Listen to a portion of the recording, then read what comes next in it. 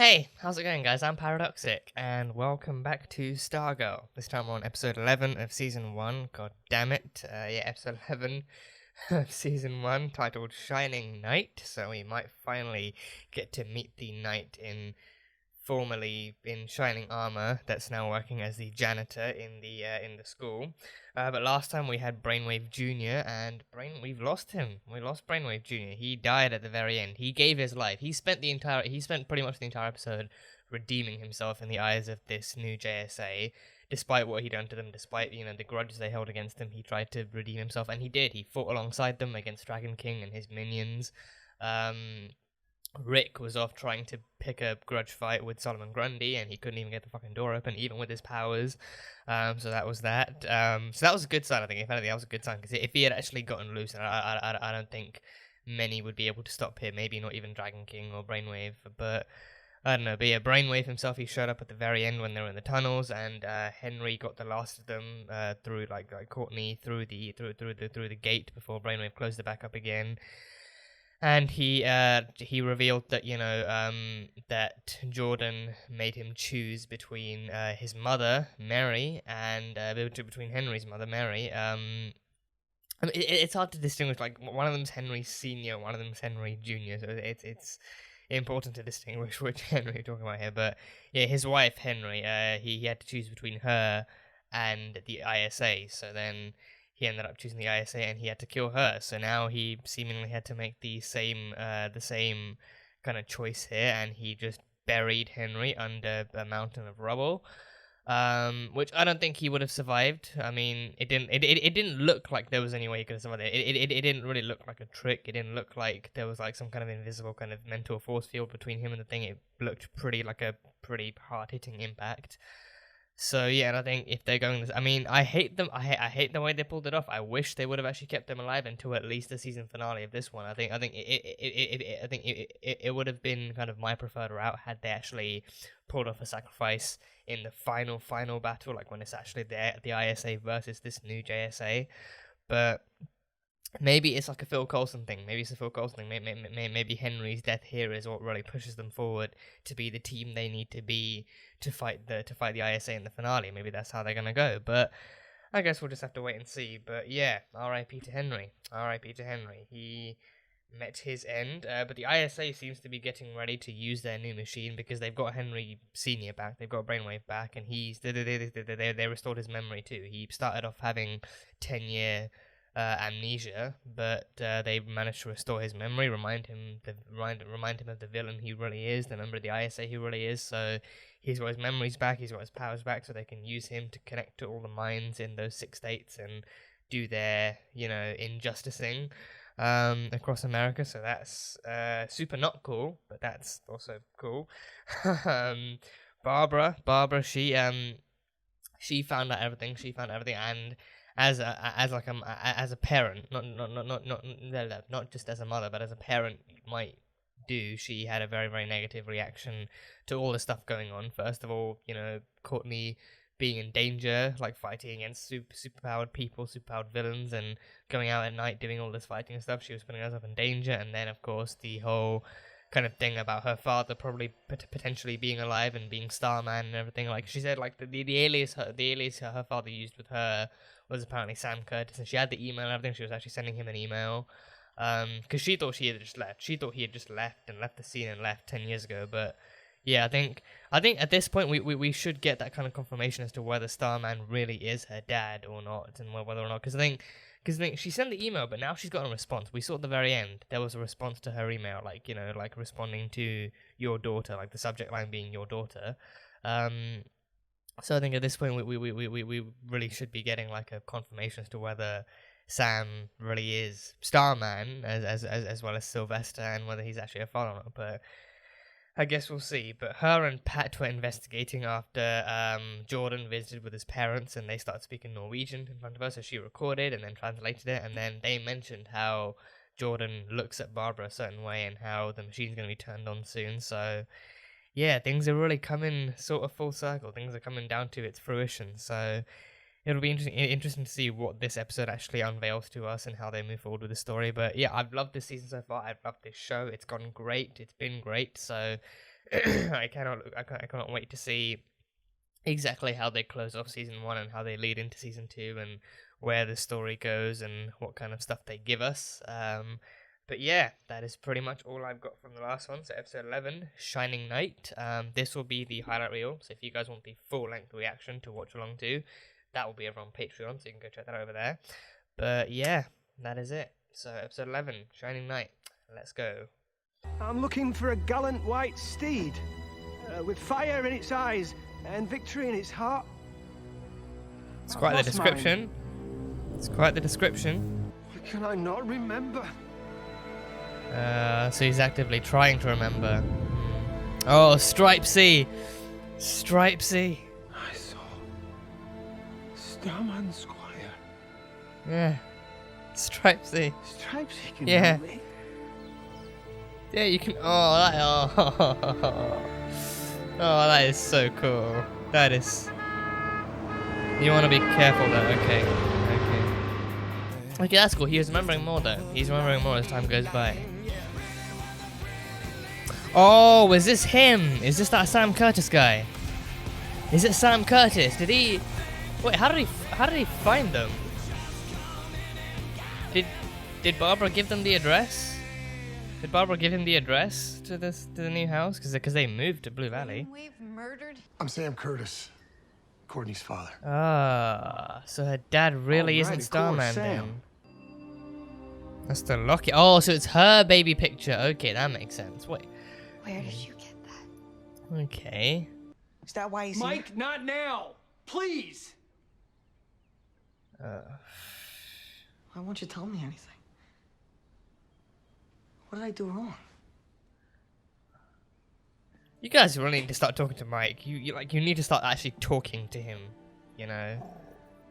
He knows something's going on. He's not stupid. He's a kid, but he's not stupid. So he knows.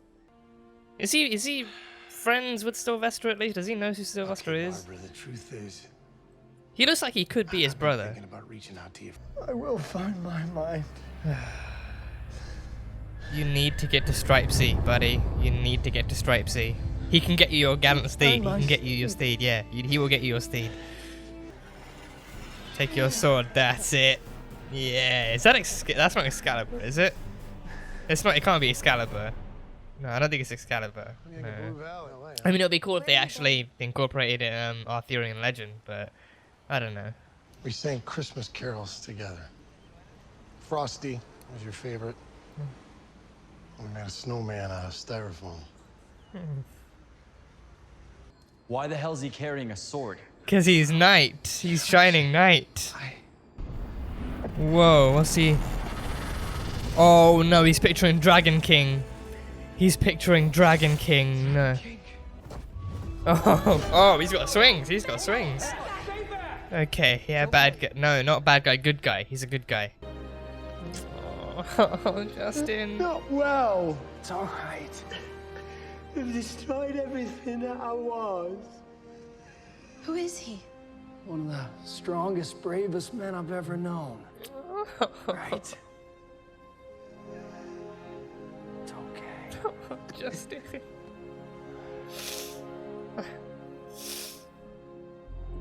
We're gonna take care of you, okay? Ah, fuck.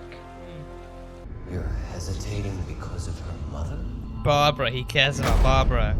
Yeah. He cares about Barbara, he can't. I don't want you in my head, Henry. No. I killed my own wife and son for your dream of a new America, Jordan, and Oh. you're hesitating over a woman that works for you? Oh. Are you sure about this? He almost killed you with that sword. Excalibur. It is Excalibur. It Right, is Excalibur, that's yeah. Excalibur. Okay. Arthurian Justin. legend then. Okay. Remember where you got the sword, okay? Cleaning the horses' stables. Yet King Arthur himself bestowed to me his sword upon his deathbed. He told me heroes can come from anywhere. He's even knighting him. Wait, are you like... I was following the dragon. Dragon King. Yeah. Dragon King. Yes. After they fought him, after the original team fought him. They stole my identity from me. Oh, they wiped his memory. Oh, They'll do it to us all. They ran into these people down in the tunnels that looked and moved like zombies. I think I know what they could be planning, and I mean, it sounds so those insane, are but those are already brainwashed people. mass brainwashing of some kind. Yeah, those are already I don't know brainwashed what's people. going on, but See you, kid. That's a hell of a way to say goodbye to your daughter. I can take it, okay? Oh, Pat. Whatever you need, Court. I'm here. She gonna yell? No, she just needs a hug. She just needs a hug. She just needs a hug.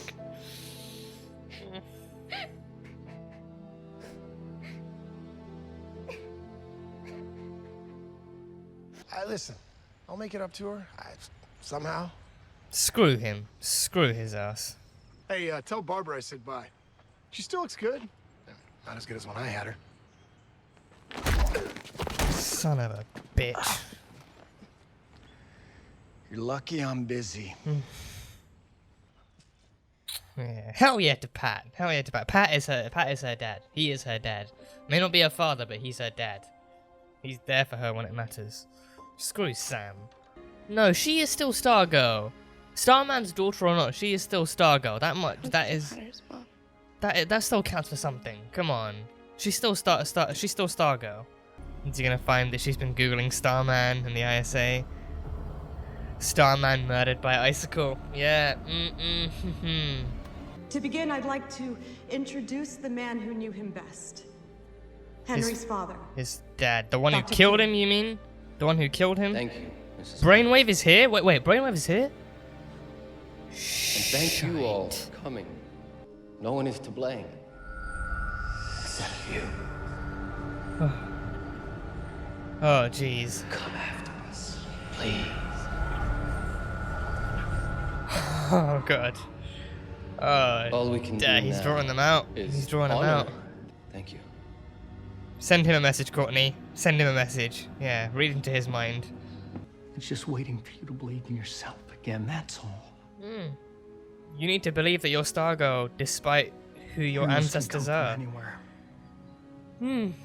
Being his daughter doesn't make you Stargirl. Being Stargirl makes you Stargirl.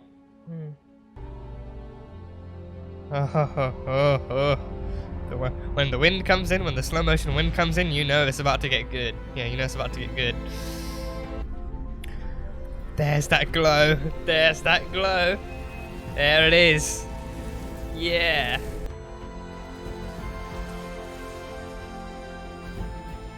Oh, this music is amazing. Pinar Toprak does a great job. And the night, he's gonna see the staff. Yeah. Our queen has risen. Our queen has risen, yeah. The queen has risen. Stargirl is back. The boy too. Mike. Mike Dugan? Can't leave a legacy running around. Oh, Christ. Oh, you are one to course. talk. You're one to talk, Jordan. Can't leave a legacy running around, you cold piece of shit. So they're gonna kill off the entire family. Again, give Mike that pen. Give Mike that pen. Oh, 12 hours left. 12 hours left until they start the machine. Ah, damn, okay. Okay, yeah, okay, so we officially met Shining Knight. Don't know what, his name is Justin. His actual name is Justin. He has it on the, I very rarely clocked the actual name tag, like, sewn into his janitor jacket, but his name is Justin. And yeah, Shining Knight, so yeah, okay, so now we not only get some backstory on him meeting the team, but we get some backstory on what actually happened to him, what, like, you know, how he got to here, like, both physically and mentally, like, you know, how he got to this stage. So even after the team was scattered, even after the 7 soldiers of victory were scattered and, you know, all about the place and lost and stuff, he still followed he followed Dragon King to Blue Valley. He still followed Dragon King and his people to Blue Valley. But then when he tried to fight them, he got captured and they brainwashed him. He got captured and injured and they brainwashed him. So yeah, that's how he lost his identity. He lost his identity and he just, you know, I think, so yes, so then that makes me question, like, did they plant him in the school? Did they wipe his memory and make him a janitor? Like, I don't know why they would leave him alive. Like, you'd think, knowing Dragon King, you'd think that he'd brainwash him and turn him into another one of his minions. But no, like, he was brainwashed and then given like a different identity, with his old one kind of leaking through at points and stuff. And yeah, like, you think, knowing Dragon King, you'd think, oh, like, this would be a great way to flaunt his victory over that original team, like, turn the leader, because Justin was the leader. He was the leader, which makes sense. He had the big sword and the big suit of shining armor and everything. So to like take the leader, capture him, and turn him into one of his own men, and flaunt that against the JSA and whoever survived from the original team. But no, I don't know. Maybe that was another a way of him flaunting his victory. Like, take someone who used to be such a big hero, like the leader of a superhero team, and turn him into just like another everyday citizen. Like, turn him into someone who lost his memory, someone who seems like, you know, like a mentally ill person. Because, you know, everywhere Justin went, you know, like even at the beginning when he was looking at the horses, the horse breeder, you know, called him like an old freak and told him to get lost and everything. And, you know, I think everywhere he went, he tried to talk. But then I mean, it might not have been that way from the start, but then over time, his memory would start leaking through, and he still had his sword. He still had his sword in his janitor's clothes. Every time he saw that, like, you know, everywhere he saw. So I think that could be another thing that he did. So like, Dragon King brainwashes him, gives him a new identity, but then tortures him with the old one by leaving him with all these different clues and symbols, like, you know, him seeing a white horse everywhere, reminding him of his steed, and him still having the sword and everything.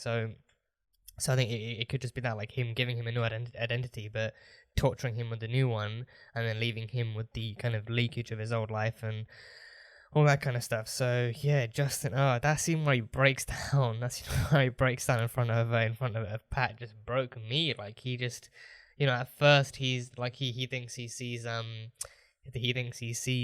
Dragon King and his minions and stuff, but in the end, it's like he actually finds out, oh, it's Dugan, it's Pat, it's Stripesy. So yeah, and even that vision at the beginning where he actually, you know, he sees the American flag, and then in his mind he just sees, you know, Stripesy, like literally Pat in his old Stripesy costume, standing among clouds, and, you know, leading him to Blue Valley, like, come on to Blue Valley, I'll help you out and everything. So yeah, and it's cool that Pat actually remembered him right away too. Like, I mean, he likely looks very different. He looks a lot more, you know, disheveled and messy now, but he still kind of remembers him for who he was and everything. So that's cool. And yeah, the sword is Excalibur. I think I vaguely remember reading like a comment on one of my old episode reactions saying that, you know, the sword actually is Excalibur. It might be Excalibur. So yeah, I think Excalibur. I mean, I think in different kind of interpretations in the media, there's been different ways it's been presented. Like, it looks different sometimes, like in drawings and in actual live action, you know, displays and whatnot. It looks somewhat different, but I think overall you see,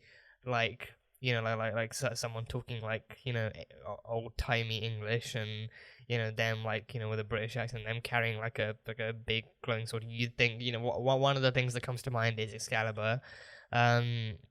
And of course, he even has that kind of backstory of having been handed, of being like a lowly page, like a lowly but loyal page, and, you know, tending to the horses in the stables and everything. And then all of a sudden, King Arthur comes along and hands him Excalibur and everything. And he becomes Shining Knight. So yeah, so that's cool. That is a super cool backstory. So I do wonder if he actually still has his armor. I wonder if he still has his armor, like, or if they can actually make him a new one. If Pat can put something else together, like make him like a new suit of armor. Because I mean, okay, Pat built like a 20-foot tall freaking robot out of car parts. So I'm pretty sure he could whip up like an old like a suit of knight's armor, maybe even something more modern, more futuristic. You know, with that, like, you know, like instead of having like an actual sheath on his belt for a sword, he could just make like a magnetic strap or something and just have Excalibur. Like, he could make him something where he could whip up something, but yeah, I mean, he could, but something tells me that they're not going to go to that effort just yet. Like, you know, like Justin in this episode, for the first time ever comes back to his senses, back to his memory, and even then he's still struggling. He's still kind of working to piece it all together, and he's still, you know, he still can't remember who he is properly. He can't remember. He just about remembers Stripesy. He remembers his enemies all too well.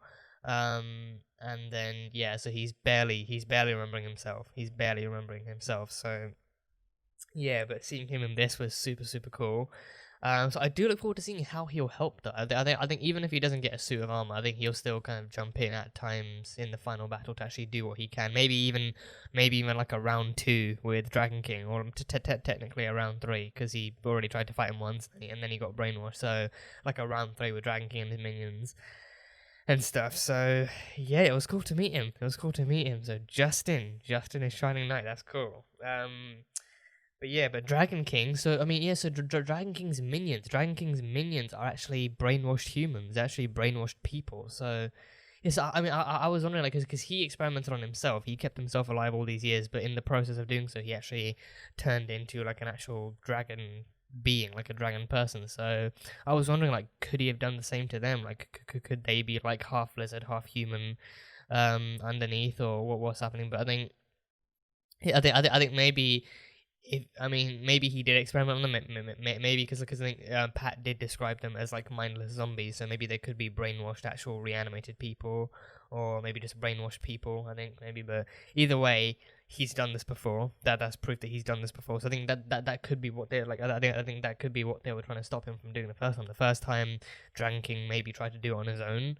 Tried to brainwash people on his own, and then it worked to an extent. But then the 7 Soldiers of Victory still went after them, went after Dragon King and fought him off, and then they lost and they got scattered and everything. But now that Dragon King's moved to Blue Valley and he's with the ISA again, now he has an even bigger chance to actually do that stuff. And he even maybe joined that kind of Project New America thing, forged that with Jordan, and then they shared it with the rest of the team, and now that's been their kind of goal for years on end. So yeah, so that's that. But now they have 12 hours.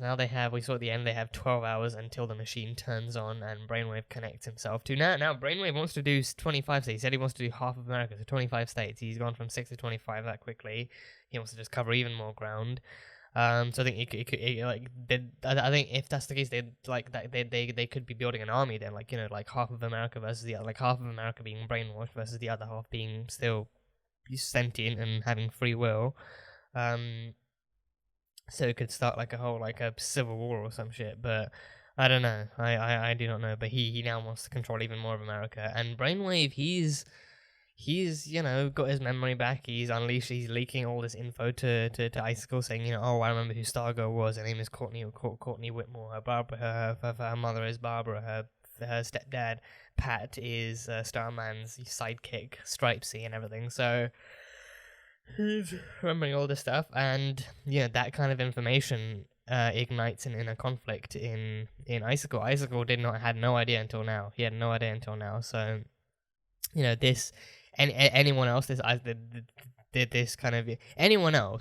information would have seen them putting an end to Stargirl and her and Stripesy by the end of the episode. But because it's Jordan, because he has that connection to Barbara and he likes her and all that kind of stuff, and he even knows that Courtney is the girl that his son has a crush on. Courtney is the girl that thingy Cameron is interested in, so he has conflicts about that. He doesn't want to have to kill his son's crush under the name of any kind of injustice, but he has all those inner conflicts going on, so he's confused as that he's you know, like, conflicted about whether or not to actually go after her and do anything that might upset Barbara. But in the end, he then hacks into her computer and finds out that she actually did Google Starman and the ISA, and she found a news article saying Starman killed by Icicle and stuff. So yeah, so then he, you know, if she's Googling that, then she likely knows who he is, because if Courtney is Stargirl, she would have found out that Icicle killed her father Starman. Wait, actually, you know, that stuff I'll get to in a minute. But she would have found out that information, so then that means Barbara would know. And so yeah, so then that kind of that basically settles any conflicts he might have. That settles any conflict he might have about going after Barbara and her family. And even Mike, he even extends it to like Mike being like, you know, oh, don't leave any legacies lying around, even though I have a legacy of my own, but that's my business. You know, even Mike, so again, this is proof. Give Mike that pen. Give him the Johnny Thunder pen. Let him inherit the powers of Johnny Thunder. Let him unleash whatever powers be in that pen. But yeah, I mean, I think I mean, that should be the way it goes. Like, even if it's just for this season, I think it needs to be the Mike even accident. I think with Mike, he's getting annoyed now. Mike is definitely getting annoyed. No one's telling him anything. They're all having all these different private and secret chats of their own. They're keeping him in the dark about so much stuff. So you can tell Mike is definitely getting annoyed now. Mike is easily getting annoyed. He's gonna end up taking this investigation into his own hands. He's gonna go into Courtney's room, see what he can find, see what they're hiding from him. He's gonna find that pen, click it, and it's gonna give him all these powers, and they're gonna find out in the finale. And I can see them going down that route. Even if it's just temporary, I can see them going down that route, because given how much they're keeping Mike in the dark, he will eventually take matters into his own hands. He will get fed up with this stuff. He will take matters into his own hands, and he'll give himself superpowers accidentally, and then they'll have no choice but to use him against the ISA. They'll have no choice. So then Brainwave won't be able to kill Mike as easily. But yeah, it shocks me how he actually went to that length. Like, oh, take out Mike too. Take out the son. Take out Pat's son. We can't have any legacies running around. So. Yeah, jeez, damn. Okay, so that quick, all it took was seeing Barbara having searched up that one news article, which makes sense. Again, if she has that kind of information on hand, she then knows what Jordan really is. So then there's no keeping her around, because if she knows that, she's gonna hold a grudge and stuff like that. So yeah, it makes sense, but it's still horrifying. So yeah, we met the asshole of the highest order, known as Sam Curtis. So yeah, I think I was curious. Like I like looking at him, I was like, I can see some sense of resemblance, some kind of a resemblance, a little bit here and there of like his like kind of appearance resemblance to Sylvester, to Starman. So maybe like, is there any chance he could be like a long lost brother, like the just like the brother no one talks about, the brother that no one in Sylvester's family actually talks about, because like Sylvester is the actual Starman, he's the more popular brother, but Sam is just the one that doesn't really do much or doesn't really go anywhere or anything like that. But no, Sam, he's just your run of the mill dickbag who couldn't care less. He came along just because he thought it was a bit. I mean, I think he likely just saw it as a business opportunity, because he even told Courtney, like, he spent all these years running around looking for work, but also chasing business opportunities and leads that never really went anywhere. So he's that kind of guy. He will, anytime he sees an opportunity for money, he will try and chase it. Which I think, depending on how you look at it, is intuitive and stuff like that, but at the same time, it's like, what are you willing to sacrifice to get that money? And like, in the end, you realize he's got that locket, and he knows how much it means to Courtney. Courtney has had it all these years. She's kept it on her because it's the one thing she has that connects her to her dad, who up until now she believed was Starman. But even then, even if it was Sam, it's the one thing that kept her connected to him. And then his thought by the end, and it's even more manipulative when you realize that he spent time with her just for the sake of it, probably, but then by the end of it, all he really cared about was actually getting a new place and putting a deposit down, but he needed the money for that. So he knew that the lockets were actually worth a good amount of money, and enough money for him to actually do what he wanted. So then he asked for it back and said he's going to sell it and all that kind of stuff. So memories aren't really worth jack shit to him. Memories are not worth anything to him. Like, memories, if they're worth anything to him, it's for him to actually get a new place or to actually buy something for himself or whatever. But yeah, and even at the end, even by the very end, even talking to Pat, like, Pat is an OG. Pat is an MVP even. Sorry, Pat is an MVP. He is an OG. He is an OG of, the JSA and the 7 soldiers and everything, but he is an MVP. He stood up for Courtney like only a real parent would, like a real dad would. So, again, he may not be her father, but he is still her stepdad, but he's still her dad, he's still her parent. So he stood up for her. He warned Sam, you know what, you take that locket, you leave Blue Valley, but don't ever come back here, because Courtney deserves better than you, for a father than you could ever be. She deserves better than you. And he even Sam even drops the whole nice guy act, and being like, I remember when Barbara actually looked good back when I had her, but now she's all matured and old and everything like that. So yeah, just one right hook to the face and bam, he's on the ground with a bleeding lip. So Pat is the MVP. But yeah, I mean, I didn't think they'd go down that route with Sam. I think like, I figured that he'd probably be the one who was like a deadbeat, but I didn't think he'd actually care more about money or what like his daughter could do for him or could give him more than his actual daughter being there. Like, you know, I figured deadbeat was probably in the picture because he left 8 years ago and he never, you know, responded once until now. So, you know, it's...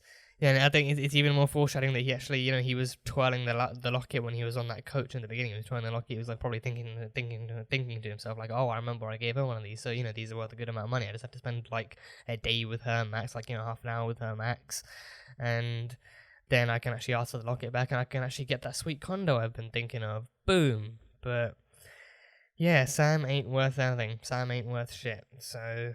Yeah, that sucks. I mean, it didn't even do Courtney any favors either, because Courtney, this entire episode, she was just, you know, like, desperate to discover what her true heritage was, see where she actually came from, see if she really was Starman's daughter, but then the guy who shows up on her doorstep is not Starman. It's not Starman, it's just another deadbeat entrepreneur, failed entrepreneur, just looking for another quick way to make some quick cash, but...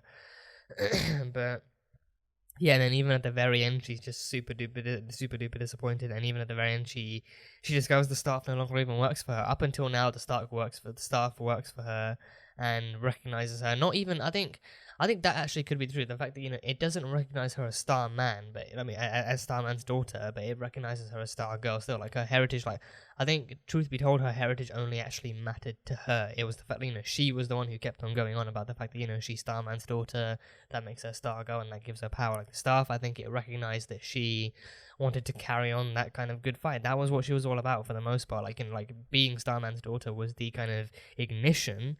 But then the actual drive was, oh, he fought for good. He fought with the JSA, and he fought the good fight. So I'm gonna fight the good fight too. But then once her mentality changes after she realizes she's not Starman's daughter anymore, then she then loses that faith. She then loses that confidence, like that she once had, thinking that it was her legacy. And the staff recognizes that, like, oh, so you've lost a good fight. You've lost a fight in you because you're not who you thought you were. But then the staff recognizes people who want to do good, people who want to fight the good fight, people who want to actually be, you know, heroes and whatnot. So yeah, so then having Courtney and Pat, her actual now real parents, behind her, actually believing in her, helping to, you know, reinforce that faith, it then reinstills that confidence in her that she can still be Stargirl, even if she's not Starman's daughter. So heritage doesn't matter as much.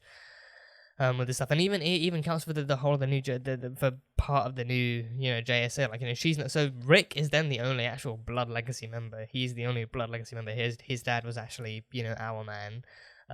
So he's the only legacy member. But, you know, Yolanda and Beth and Courtney now are not actually not fully legacy members. But again, for them, the fight still matters to them. Doing good and being the JSA still matters to them, regardless of who or what is in their blood. So.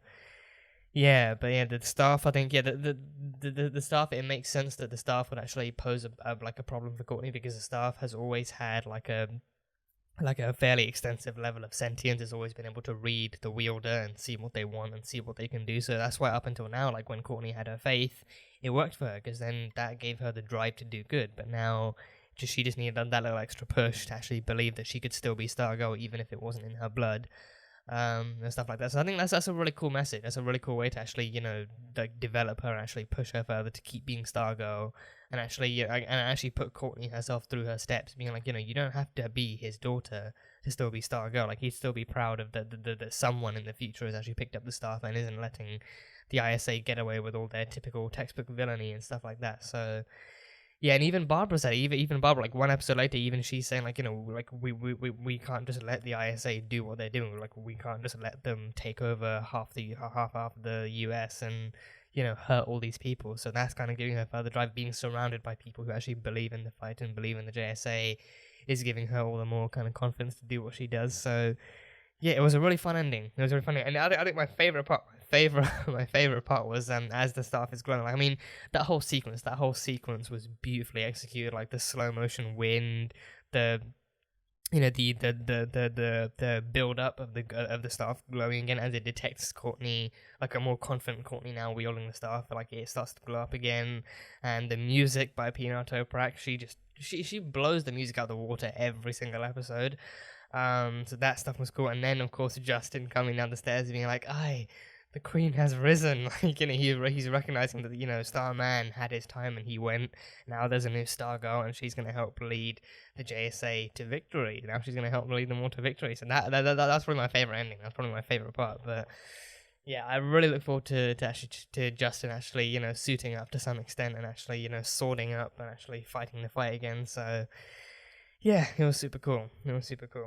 But yeah, now now going forward, we have 12 hours. We have 12 hours left to fight the ISA and to stop them from turning the machine. I think the machine might still turn on. I think the actual fight will come from preventing them from controlling more minds. I think they might not be able to stop the machine from being turned on so much, but they will have to fight the ISA, and they will also have to fight the machine to try and turn it off. They'll have to try and turn it off, so that will be quite the tricky challenge, because we have no idea what kind of software they're running down there, but yeah, I think that'll be their main challenge, actually turning it off once it's been turned on. So yeah, so great episode, really fun episode. Some more history on Courtney, and I think this kind of history actually pushes. I think it's a more interesting take. I think it's definitely a more interesting take, like knowing that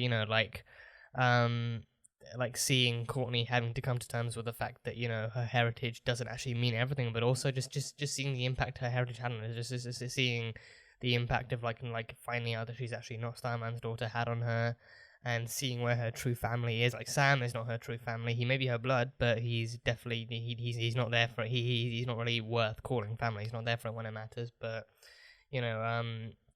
he's got nothing to do with her. He's got little to nothing to do with her heritage, or like even less than she wants.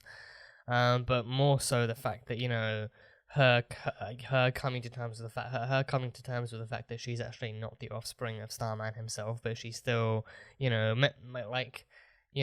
metaphorically speaking, she is, and like spiritually speaking, she is. She still carries Starman's spirit every time she wields the staff. She still has her own suit, and she still, does her own things and everything. So yeah, but I think it's been interesting seeing how it's been developed that way. I think even being a teenager, so being a kid who wants to believe that there's something special or good in her blood, it makes sense that she'd have that kind of naivete, where she would actually jump into the assumption that Starman is her father, because then why else would she be able to carry the staff? Why else would the staff respond to her and work for her and all that stuff? So I think now it's become clear that even Pat admitting that back in the day, or at least for as long as he's known, for as long as he can remember, the staff has always known more about things than he has, and the staff has always kind of respected those things more than it's respected Pat. Pat even mentioned mentioned that a few episodes back. So the staff itself chooses people depending on whether or not they are worthy of wielding that power, because the staff is a staff of great power. So being a legacy member of the JSA is less important than whether or not you actually believe in what the JSA is doing and believe in the message and believe in fighting that kind of fight. So that kind of stuff is what matters more to the staff. So seeing that acknowledged within this episode is actually a really cool way to move forward and actually kind of further solidify Courtney being Stargirl, as opposed to her just having Starman's blood and being that kind of member, being that kind of legacy. It's instead the fact that she still chooses to be the next star person. So yeah.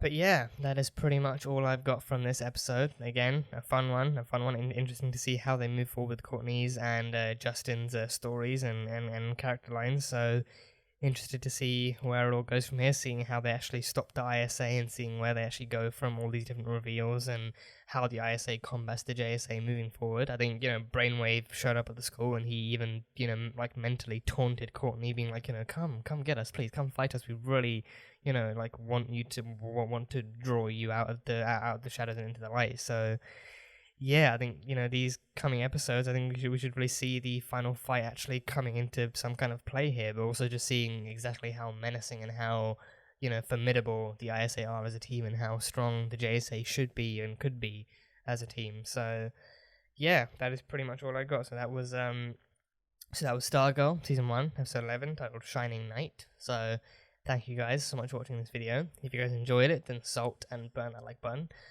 Comment on what you thought of the episode and what you think is coming up next time on Stargirl. Once again, the full-length reaction will be over on Patreon, so you can check that over there. And yeah, that is it. So, I will see you guys next time.